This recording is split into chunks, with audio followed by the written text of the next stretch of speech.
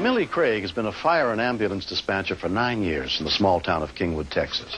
In that time, she's handled almost every kind of emergency call imaginable.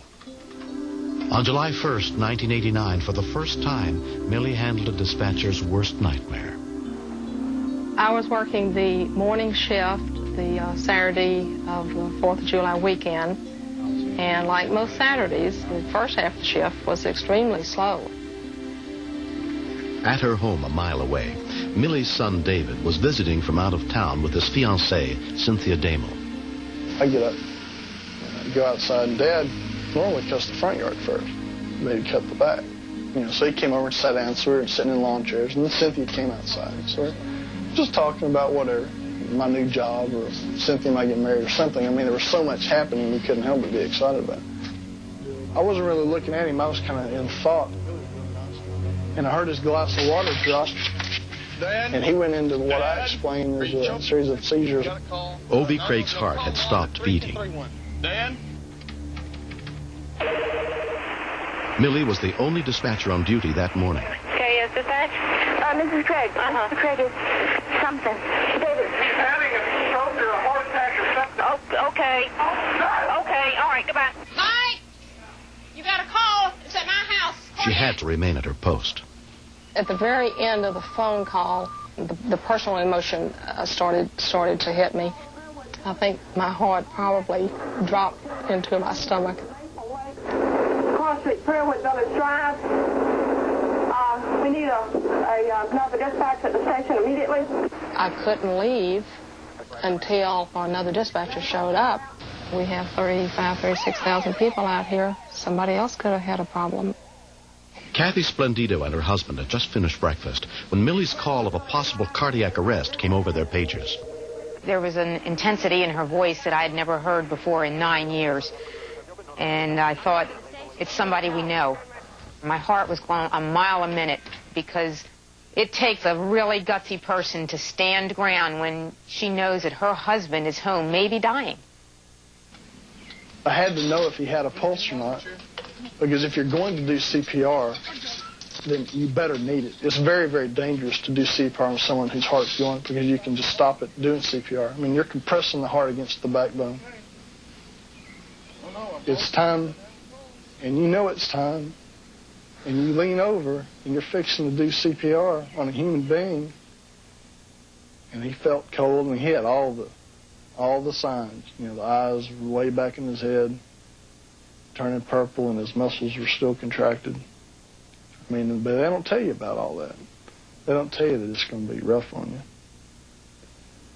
I didn't really know what was going on. I didn't know what he was doing.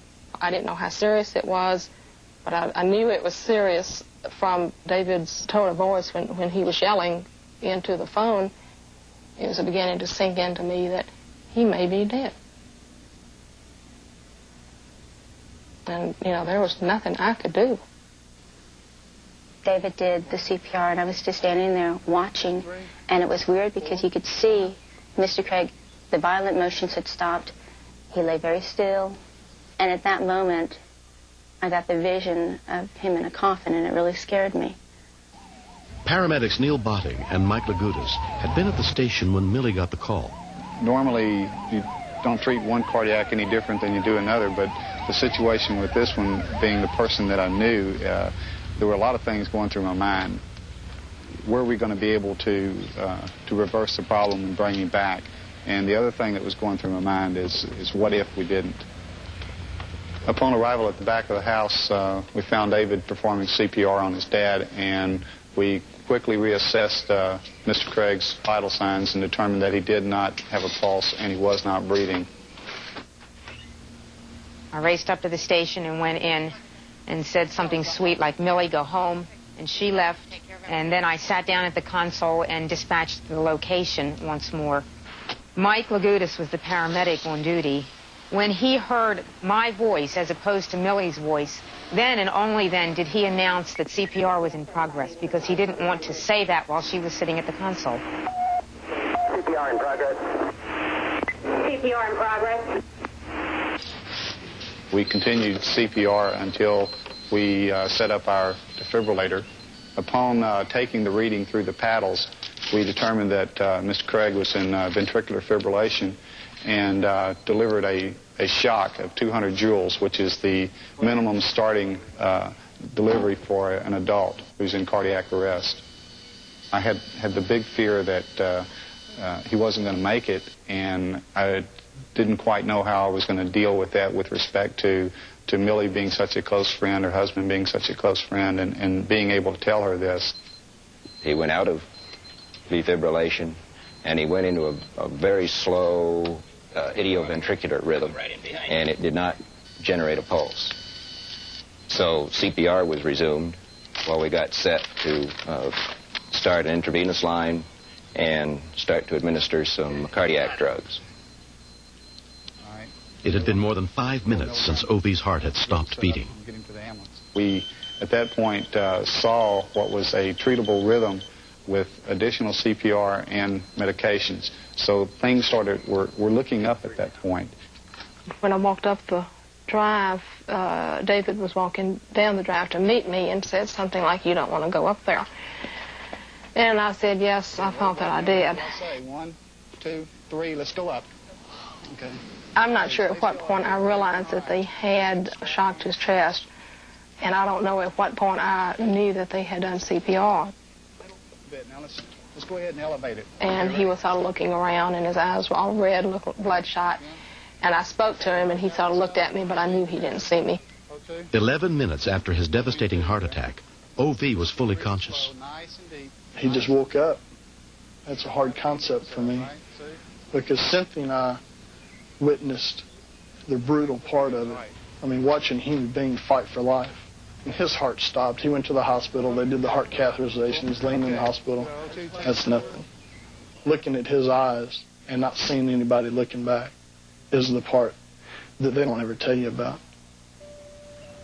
And that night, they said, "Well, y'all can go home."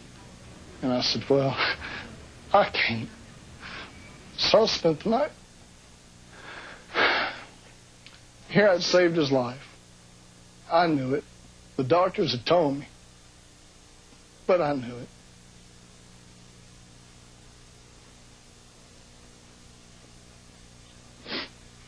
And I wanted to make sure that I knew that he was okay. 54-year-old O.V. Craig's sudden death heart attack caused no muscle damage to his heart. With medication, he can lead a normal life. You kind of like for your child to feel a little indebted to you as he grows up, and you want him to feel a little, my father did this for me, and he did that for me, and he does feel that way. But then all of a sudden, the situation turns, and now I owe him a life. If my son had not done the CPR, or Cynthia had not made the call, my wife dispatched the paramedics, I would have had no chance at all. I am so grateful, because it's the difference in living and dying. I even asked one time, "Well, what do you do with a debt like that?" And they said, "Well, be prepared to save someone else."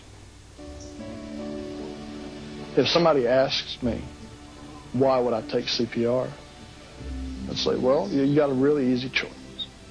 You can take CPR and have a tool to where you could save someone's life. If you don't, then you can watch them die.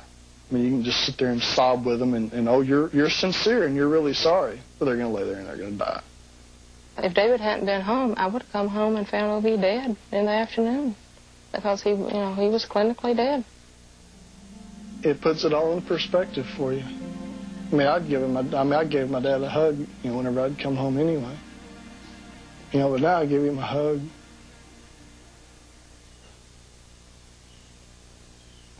And I can't.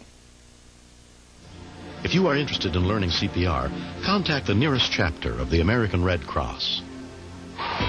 Next.